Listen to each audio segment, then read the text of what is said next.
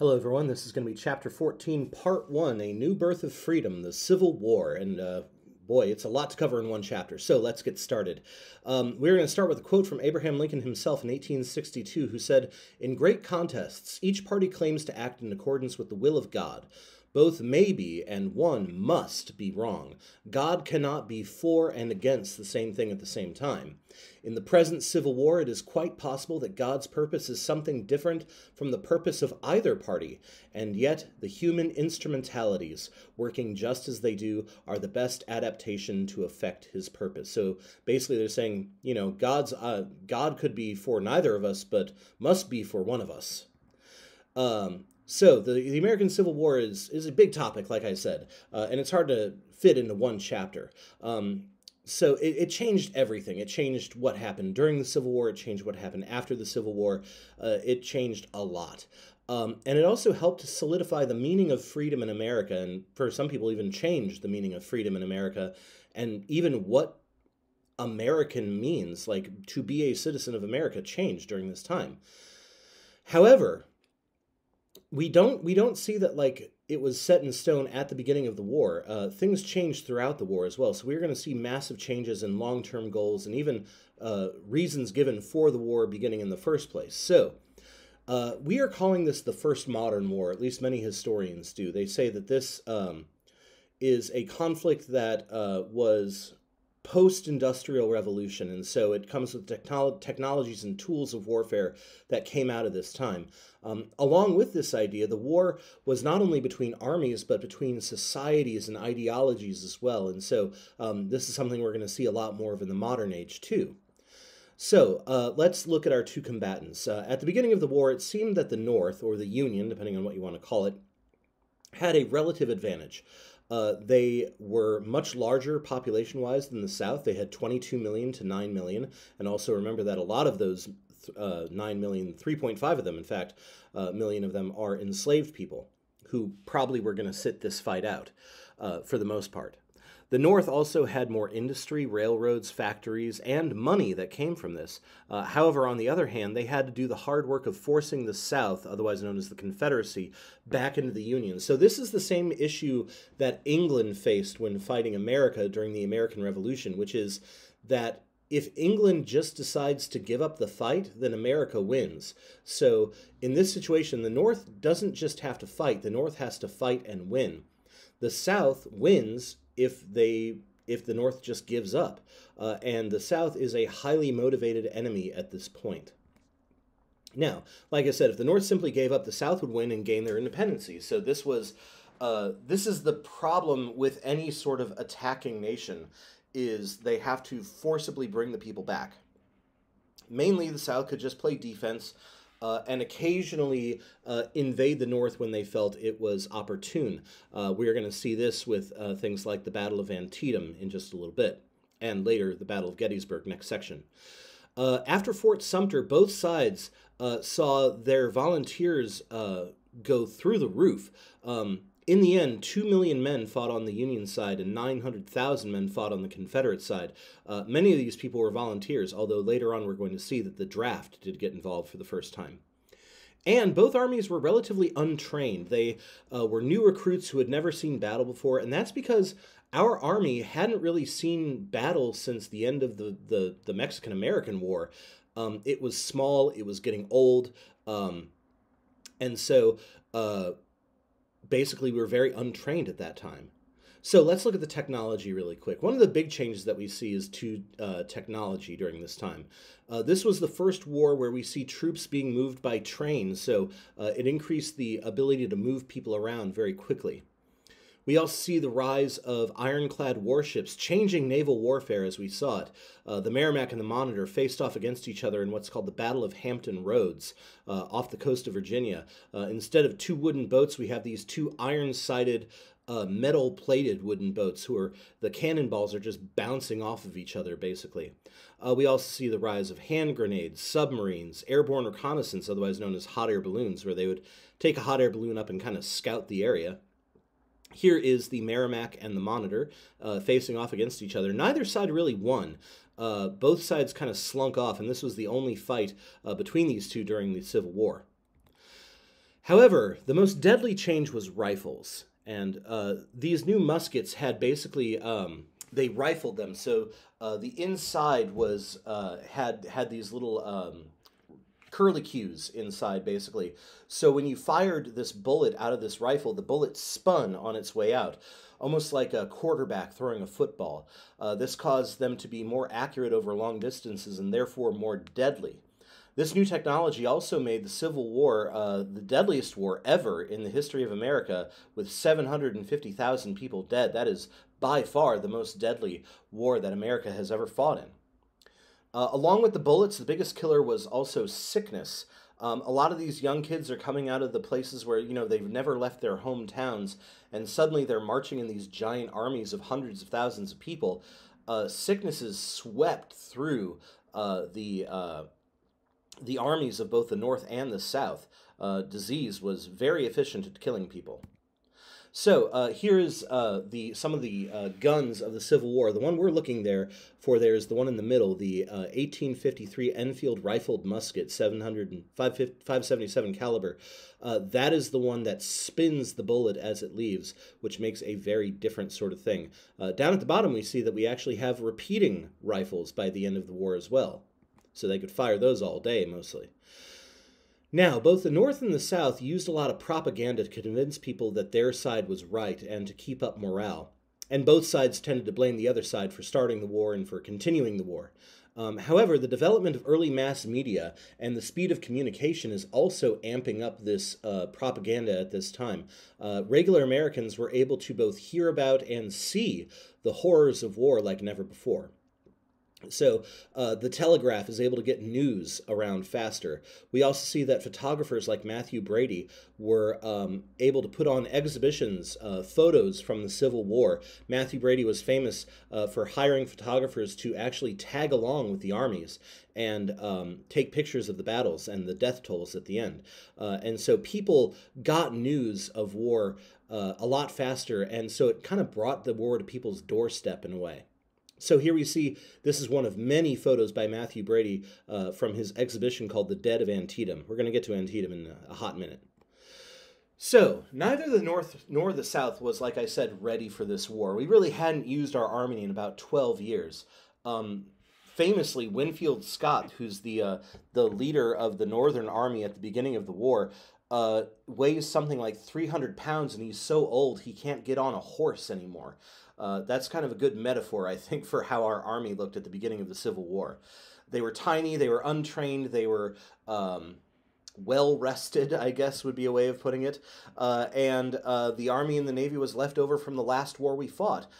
So both sides had to rush to build up their army, build up their navy, to transmit huge amounts of manpower and food and resources and supplies across the country. We were not ready for this war, and so actually after Fort Sumter, we see it takes a couple months to kind of get the war started. The North didn't even have a national bank, and we needed one at that moment. We also didn't have a national standards of size for railroad tracks, which meant that it was difficult to get a train to be able to move from one track to another because nobody had set the standard size for tracks. Now, each side had to work with what they had in order to win, and so both came up with strategies to win.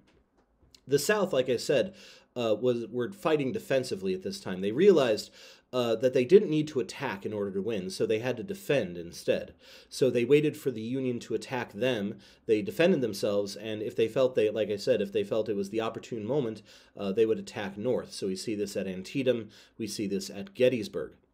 We also have Southern generals like Robert E. Lee. Now, the South was had a more had a bigger history of soldiering than the North did. A lot of the Southern generals had more experience and better training, and were generally considered sometimes even the better generals. Guys like Robert E. Lee were very good at repelling Union attacks, and Lee especially was genius at breaking up his army and catching them by surprise. And so Lee hoped that eventually the North would just kind of lose their taste for war and get out and give up and sort of allow the South to break away. Here, by the way, is Robert E. Lee, 1807 to 1870, from Virginia. He considered Virginia his home country almost more than his home state. He was a colonel in the U.S. Army and became a general in the Army of Northern Virginia in the Confederate Army. He was known to be sort of the top general after the first year or so in the Civil War on the southern side. He was actually offered the command of the U.S. forces by Abraham Lincoln, and said he'd think about it, but he decided against it and left the Union to go fight for the Confederacy. He also married into George Washington's family. His wife was a Custis, and Martha Custis was George Washington's wife's name. His former home, by the way, and this was on purpose, his former home is now Arlington National Cemetery. They made it into the National Cemetery so that he could never move back there again after the war. Now, at first, the Union had trouble putting its advantages in manpower to use. One of the issues that we have is generals, and we'll get to that in a minute. But they had to, first of all, train their gigantic new army, and once they did, their intent, the main intent of the Northern Army and the Northern High Command, was to capture Richmond, Virginia, which was the Confederate capital. Eventually, Lincoln and later generals like Ulysses S. Grant came to realize that capturing the town is not the important part. The important part is defeating their troops in the field. But it took years for the generals to figure that out. And so what we see here is a sad revolving door of generals on the northern side who would have some brief moment of success or oftentimes quite large failures, be defeated, and then they would retreat back to Washington, D.C. So none of them seemed to have whatever fighting spirit was needed to beat the rebels in the South. Now, in the East, we're talking about like Virginia around Washington, D.C. Most of the war was fought within 100 miles of D.C., in Washington, D.C., and Richmond, Virginia. Further on down the East Coast, we get to places like Savannah, Atlanta, South Carolina. Places like that were big in the war as well. But remember, it is the North attacking, so not a lot of the Civil War happened north of Washington, D.C. The first big battle of the war is the Battle of Bull Run. So a Union army is marching down to take over Richmond, and they are slightly overconfident, and Irvin McDowell and the Northern Army is pushed back by the Confederates. They had to flee back to Washington, along with people who actually had gone out to see the war. And this is a problem that both sides had. When the war first started, most people who analyzed the war said this is going to be a war that's going to last like 3 months. And we're going to have a couple quick, decisive battles. One side's going to win. We're all going to go home. The Battle of Bull Run showed that that was not going to be true by a long shot. This was not going to be a 90-day war. This is going to be long and bloody. People who used to say that were actually criticized for being insane. William Tecumseh Sherman, who we'll get to, said from the start, this is going to be a long, terrible war. And people were like, no, it's not. What are you talking about? It proved that he was, in fact, quite right. So here we see the Civil War in the East. We see several different generals. But if you look down here, the first Battle of Bull Run is up by the Shenandoah River, and that took place in July 21st, 1861. And so that was a Confederate victory, which, by the way, this is from battlefields.org, all of these. And you'll notice that the estimated casualties, that they are counting both deaths and injuries in this situation. But it also lets you know who won. After Bull Run, Lincoln fired Irvin McDowell, get used to this idea, and replaced him with a guy named George McClellan. Now, credit where it's due. George McClellan was really good at creating and drilling and organizing an army. He made this ragtag group of soldiers into an effective fighting unit, and he spent the next few months sort of drilling them and turning them into a well-organized fighting force. However, his problem was, once he had this army, he didn't really seem to want to use it very much. He was very cautious whenever he made any moves, and he had a very bad habit of believing he was constantly outnumbered, while in fact the opposite was true. He generally outnumbered the other side by many, many people. So it took him a couple months, almost a year, to get his army out into the field after he took control in 1862. So here is George McClellan. He is alive from 1826 to 1885, from Pennsylvania, but he lived mainly in New York and New Jersey. He was a soldier and later became a politician. He actually ran for president against Abraham Lincoln as a Democrat in 1864. He was also later became the governor of New Jersey, and he had very little respect for Lincoln. Lincoln tolerated him because Lincoln wanted him to go out and fight, but McClellan did not like Lincoln, called him an idiot and a baboon and very mean names, refused to see him most of the time. And he was actually hired and fired twice by Abraham Lincoln. You got to use what you have. So, in the spring of 1862, George McClellan led his men. He decided to go down the east coast of Virginia, down the Chesapeake Bay, and headed towards Richmond by water route. And in a series of battles fought over 7 days, McClellan fought against usually smaller armies, but constantly believed he was outnumbered. It was during this time as well that Robert E. Lee became the lead general of the South after another general named Joe Johnston was shot and injured. Robert E. Lee really showed that he could outmaneuver and outgeneral McClellan. McClellan tended to panic a little bit and get very nervous.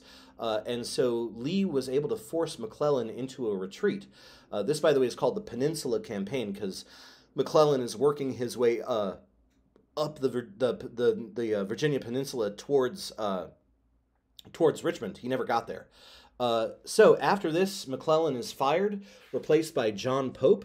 John Pope loses at the Second Battle of Bull Run in August 1862, and Lincoln, who really had no one else to turn to, replaced Pope with McClellan again. So this is the Peninsula Campaign that we can see from March till May of 1862, working his way up the peninsula up there between the York and the James River, almost getting all the way up to Richmond, but then fleeing back after losing some of the 7 days battles. Now, these victories gave the South a lot of confidence to the point where Lee actually thought that maybe we could get like some of the border states to join us. Maybe we can get like Maryland or Delaware to join the Confederacy. And so Lee actually attacked north into Maryland. He hoped to convince Maryland and the rest of the border states to join the Confederacy. And by the way, a border state is a slave state that stayed with the Union. So Missouri, Kentucky, Maryland, West Virginia, which is a brand new state that was formed out of parts of Virginia that didn't want to leave.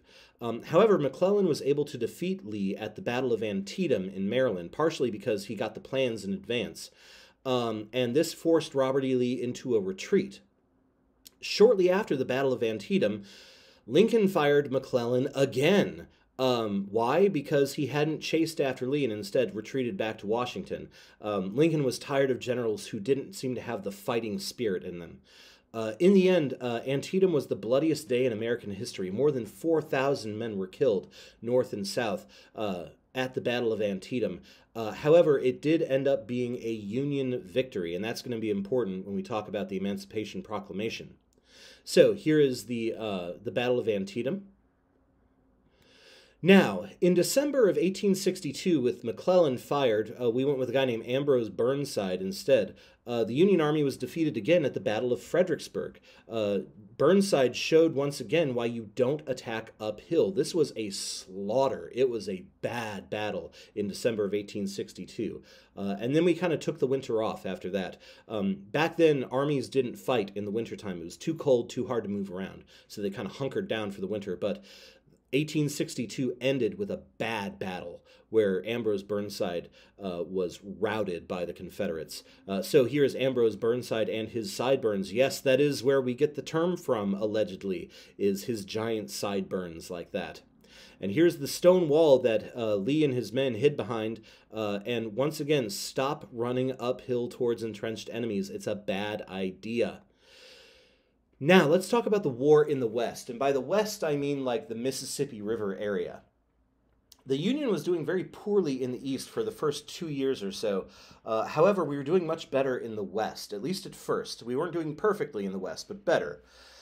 One of the reasons for this success was Ulysses S. Grant. Grant's an interesting character. He fought in the Mexican War, but had a a troublesome reputation for drinking. And so he left the army after the Mexican War to go back to his wife and children and family, and sort of had a string of failed businesses. By the time the war broke out, he was working for his family in a leather shop in Illinois. And when war broke out, he volunteered. He was made a colonel and later on was promoted to general. And his real thing is, unlike guys like McClellan and Pope and McClellan, Ulysses S. Grant tended to keep pushing forward. He didn't care if he won or lost. He was like, well, we'll get him tomorrow, I guess. So here's Ulysses S. Grant, 1822 to 85, born in Ohio but moved to Illinois, and eventually he moved to St. Louis. Those of us who've been to Grant's Farm know this. He is a soldier, eventually became president of the United States, but what got him in the end was not the bullets, it was the cigars. He smoked up to 20 cigars a day and eventually died of throat cancer in the 1880s. So this is the Civil War in the West, and we can see that the Mississippi River is one of the most important parts. You can also see a side river there, Fort Henry, Fort Donelson, and Shiloh. Those are going to be important to the story of Grant as well. Now, Grant started working his way down and around the Mississippi River. He defeated Confederates at Fort Henry and Donelson in Tennessee, along the Tennessee River. He was attacked, surprise attacked at the Battle of Shiloh in 1862. He was, let's say, defeated on the first day, but unlike other Union generals, like I said, he kept fighting and he pushed back, and he was able to force the Confederates off the field on day 2. Meanwhile, the Union Navy, run by a guy named David Farragut, was working its way up the Mississippi River. They captured New Orleans. Grant was working his way down the Mississippi River, and so both were hoping to kind of meet in the middle, but Grant got stuck at the large city of Vicksburg in Mississippi. He could not capture Vicksburg for months, and so instead he had to surround Vicksburg and sort of wait them out. We'll return to that around the time of Gettysburg. So here is the Battle of Shiloh with Grant versus Albert Sidney Johnston. Johnston actually was shot and killed during this battle, and the Union won, but it was less a win and kind of more a tie almost, but they kicked the Confederates off the field. And this gave Ulysses S. Grant sort of his reputation as rising in the West. Now, let's look at the coming of emancipation along with all of this. So, it took a long time for Lincoln to sort of realize, or at least make public, that the war was about slavery. It didn't really matter to enslaved people. To them, the war had always been about slavery. And to abolitionists, basically they were like, I don't care what Lincoln says, I know that the war is about slavery.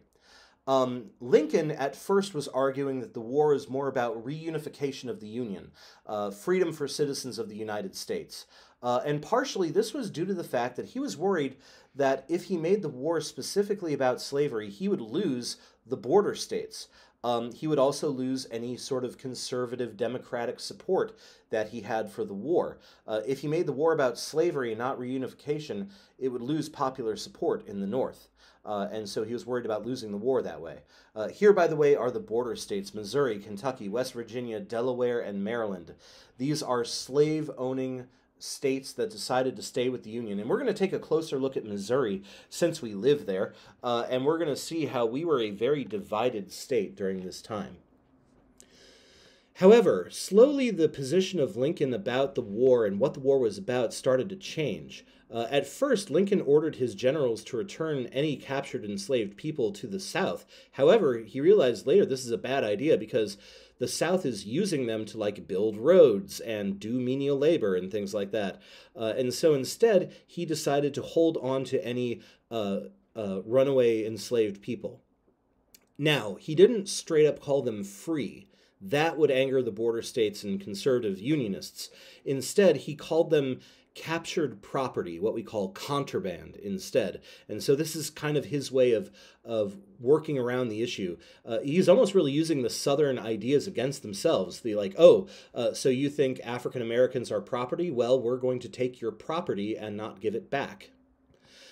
To African Americans, like I said, they weren't waiting for approval for this to become the War of Freedom. They were like, this is our War of Freedom. It's happening right now. They weren't waiting to be told what the war was for. They knew what the war was for to them.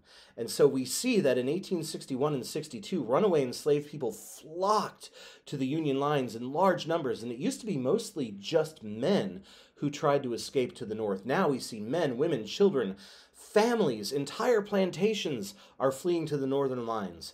And they served a very valuable practical purpose as well to the Northern Army. They knew the territory, they knew the people, they knew where a trap might be laid. And so they served as very good scouts and informants, offering a lot of valuable information about the Southern territory. And so enslaved people realized that this was a war for freedom, and they took that opportunity. Now, emancipation for the enslaved was a moral choice, but also a political choice at the same time. First of all, slavery was incredibly important to the Southern economy. If we end slavery, we end their economy. And so radical Republicans, these are people who are violently opposed to slavery, started to call on Lincoln every day to emancipate them. Frederick Douglass, who was not in Congress, but was a loud abolitionist, took up the cause and was constantly henpecking Lincoln, like, when are you going to do this? When are you going to free the slaves? Basically, their argument was, if we let the black men become soldiers in our army, it would also boost the numbers of our army, which was becoming a necessity, and also it would make Great Britain less likely to support the South. Great Britain was thinking about supporting the South and even recognizing them as a country. However, slavery was the thing that was kind of holding the British back from doing that. But Lincoln still moved a little slowly on this issue. In August of 1861, John C. Fremont, stationed in St. Louis, announced a preliminary emancipation of all of Missouri's enslaved people. And this was not what Lincoln wanted to hear at that time. Lincoln had to push him back, basically.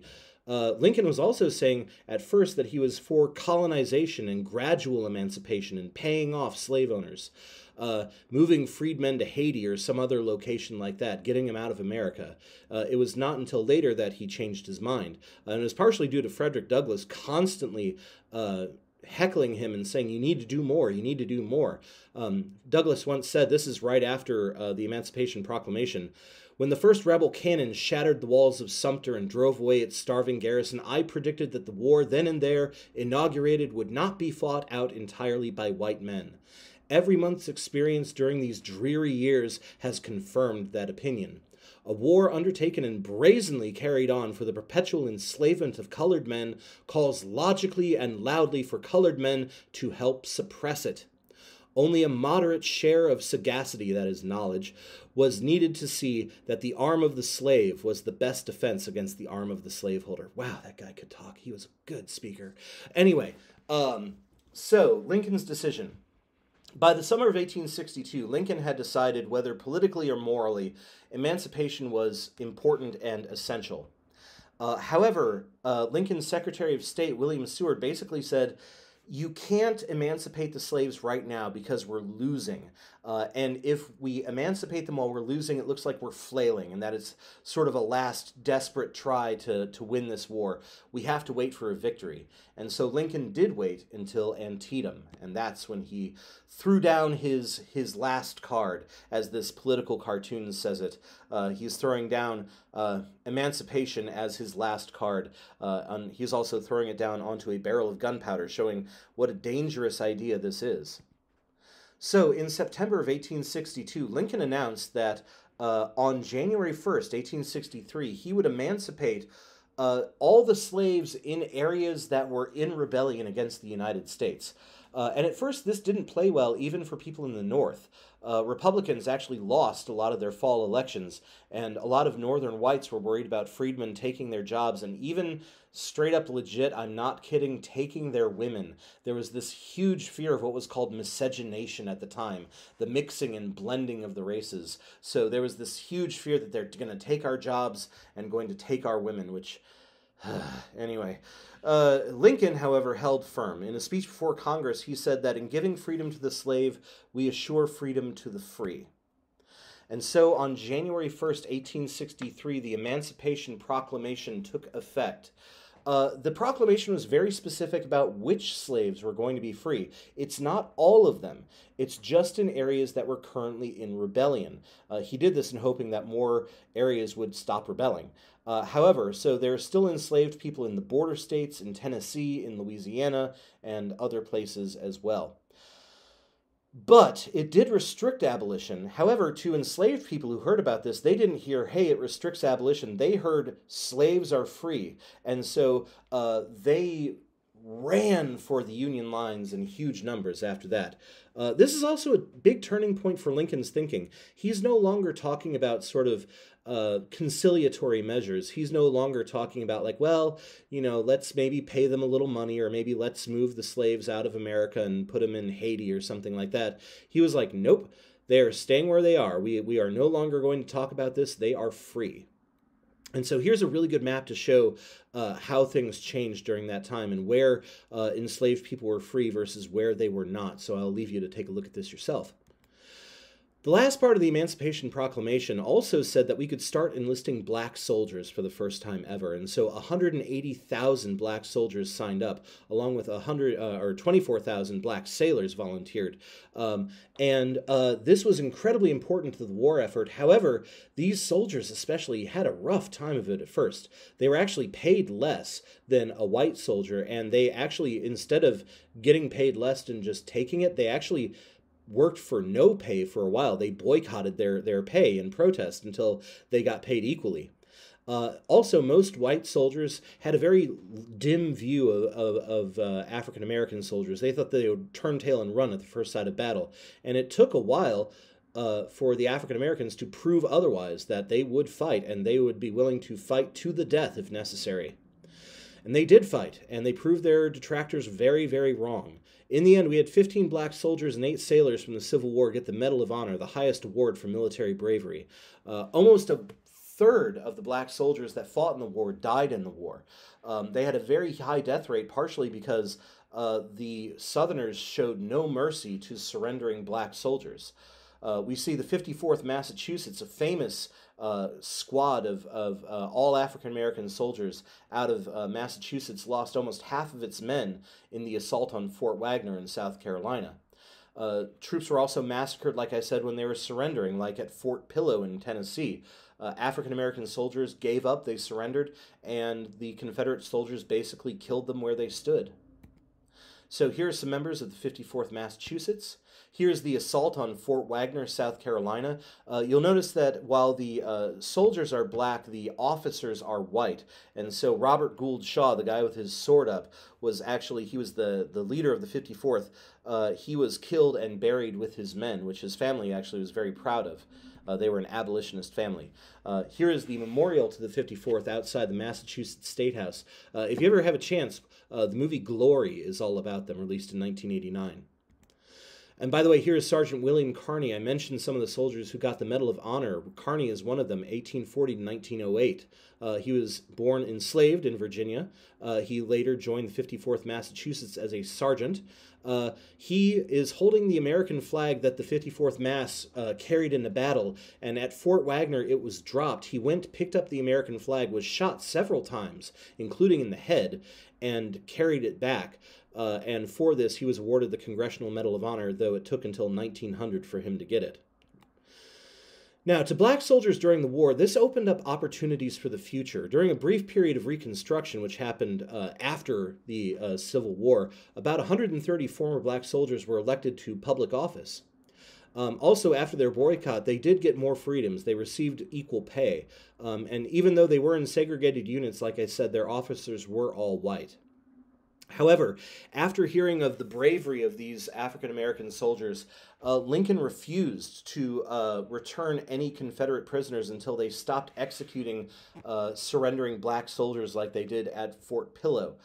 He also believed that this sort of bravery and showing that they were willing to fight basically safeguarded and guaranteed their freedoms after the war. He more or less said, how can I restrict their freedoms after they fought when so many white men did not? This, by the way, is the only known image of a black Union soldier with his family from the Civil War. Now, let's look at this called the Second American Revolution. Emancipation and the shifting perspectives of African Americans was one of many ways in which the American government was transforming during this time. For this, some people call the Civil War the Second American Revolution. So, Lincoln once said that both sides were fighting for liberty. It's just that both sides have different ideas of what the word liberty meant. To the North, it meant the freedom to enjoy the product of every man to enjoy the product of his labor. So basically to do your work and get paid for it. In the South, he said the South believed that freedom meant the power to have power over other men. This was also the time of international nation building. We see that other countries are starting to become countries, like Germany and Italy are consolidating. And while we had been one country, we had been the United States for over 80 years, the Civil War really solidified the idea that we were one nation. Lincoln started to use the word nation over and over again during this time. Nation, nation, nation. It's mentioned 5 times in the Gettysburg Address. And so we are not just a bunch of states with very loose alliances. We are solidifying the power of the national government and the power of a national identity. We are one nation. I'm not from Missouri. I'm from America. And so there was even an upsurge in religious belief during this time.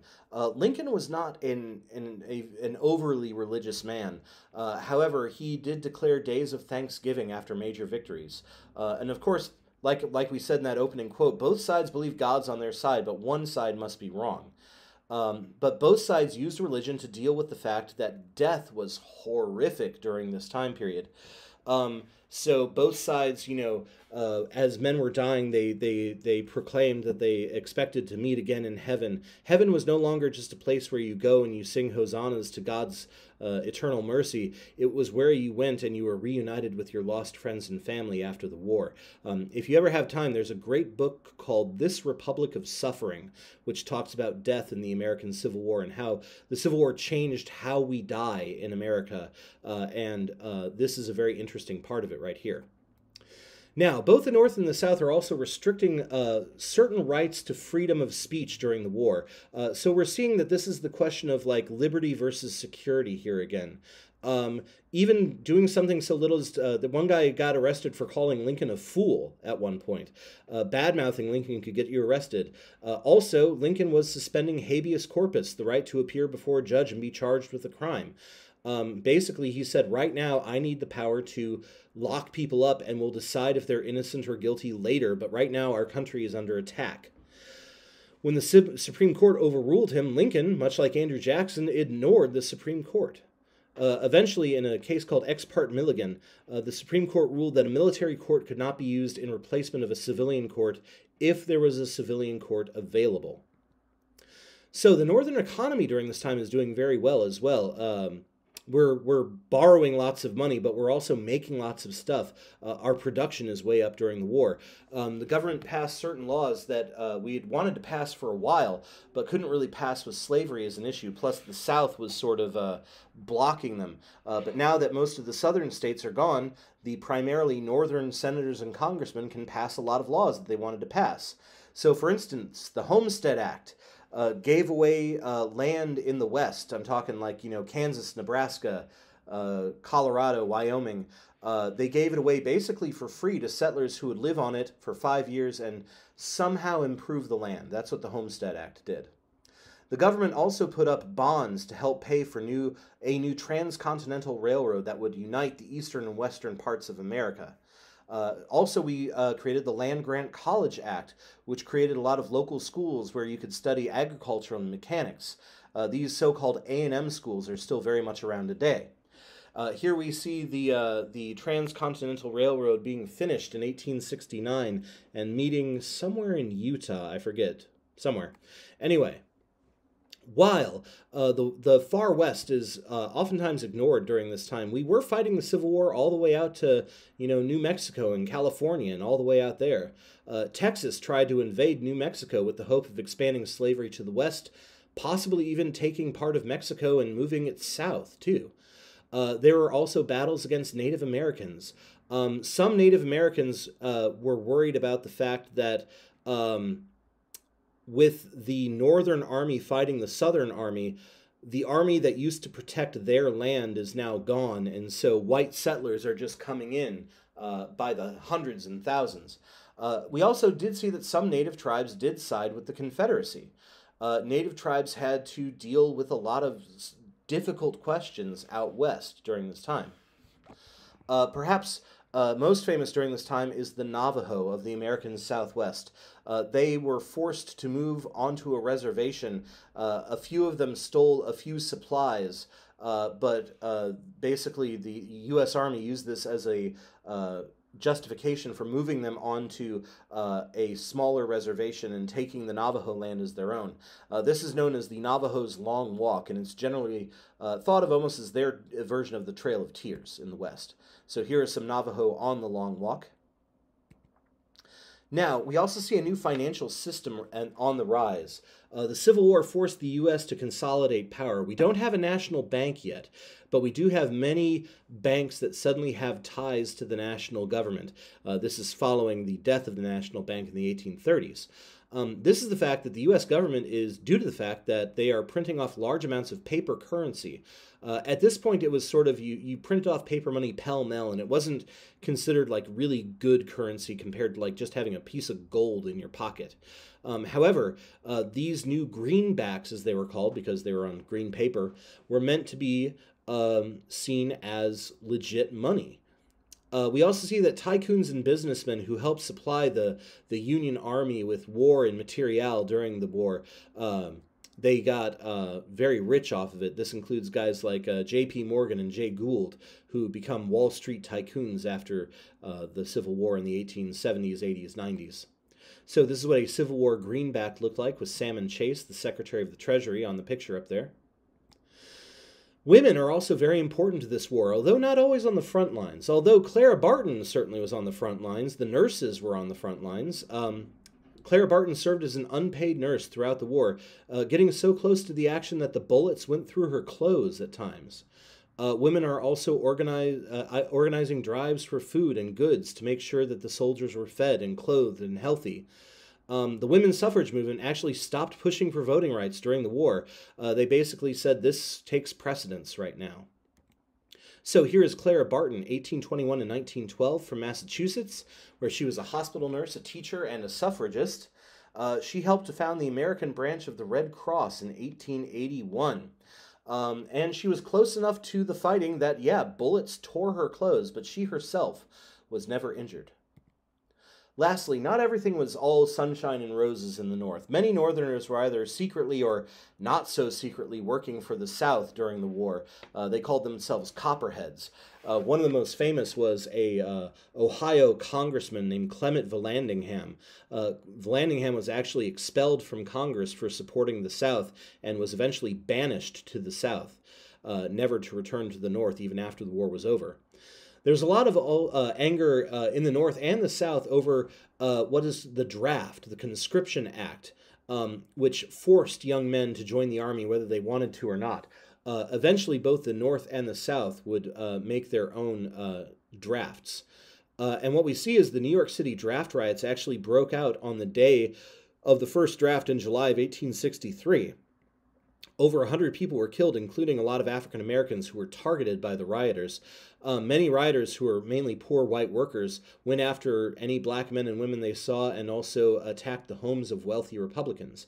If you're looking for a good movie version of this, the end of Gangs of New York ends with the New York City draft riots.